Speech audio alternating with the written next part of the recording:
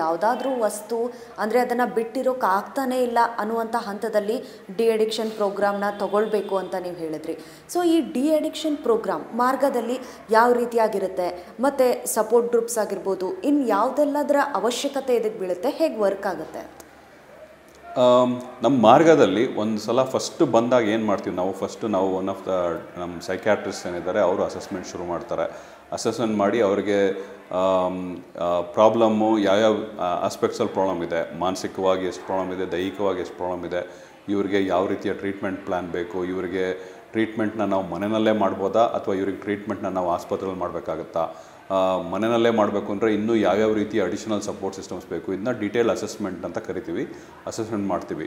ಆಮೇಲೆ next assessment ನಂತರ ಕೆಲವೊಂದು ಇನ್ವೆಸ್ಟಿಗೇಷನ್ಸ್ ಬೇಕಾಗುತ್ತೆ. ಕೆಲವೊಂದು ಸಲ ಆ ಇನ್ವೆಸ್ಟಿಗೇಷನ್ಸು ಆ ಸಬ್ಸ್ಟೆನ್ಸಸ್ಗಿದ್ದರೆ ಅದನ್ನು ಮಾಡ್ತೀವಿ. ನಂತರ ಸೈಕಲಾಜಿಕಲ್ ಅಸೆಸ್ಮೆಂಟ್ಸು ಟೆಸ್ಟ್ಸ್ ಅಂತ ಹೇಳ್ತೀವಿ. ಅದು ಕೆಲವೊಂದು ಸಲ ಅವುಗಳ ಅವಶ್ಯಕತೆ ಇರ್ತದೆ, ಅವುಗಳು ಮಾಡಬೇಕಾಗಿ ಬರುತ್ತೆ. ಎಷ್ಟೋ ಸಲ ಮಕ್ಕಳಿಗೆ ನಾನು ತೊಗೊಂಡ್ರೆ ಅಟೆನ್ಷನ್ ಡೆಫಿಸಿಟ್ ಡಿಸಾರ್ಡರ್ ಅಂತ ಹೇಳ್ತೀವಿ. ಆ ಅಟೆನ್ಷನ್ ಡೆಫಿಸಿಟ್ ಡಿಸಾರ್ಡರ್ ಇದ್ದಾಗ ಈ ಪ್ರಾಬ್ಲಮ್ಗಳು ಜಾಸ್ತಿ ಆಗ್ತಾ ಹೋಗ್ಬೋದು.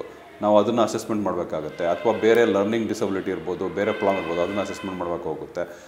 ಈ ಅಸೆಸ್ಮೆಂಟ್ಸು ಇದು ಇನ್ವೆಸ್ಟಿಗೇಷನ್ಸ್ ಆದಮೇಲೆ ಸೈಕಲಾಜಿಕಲ್ ಟೆಸ್ಟು, ಅಸೆಸ್ಮೆಂಟ್ಸು ಇದನ್ನೆಲ್ಲ ಮಾಡ್ತೀವಿ.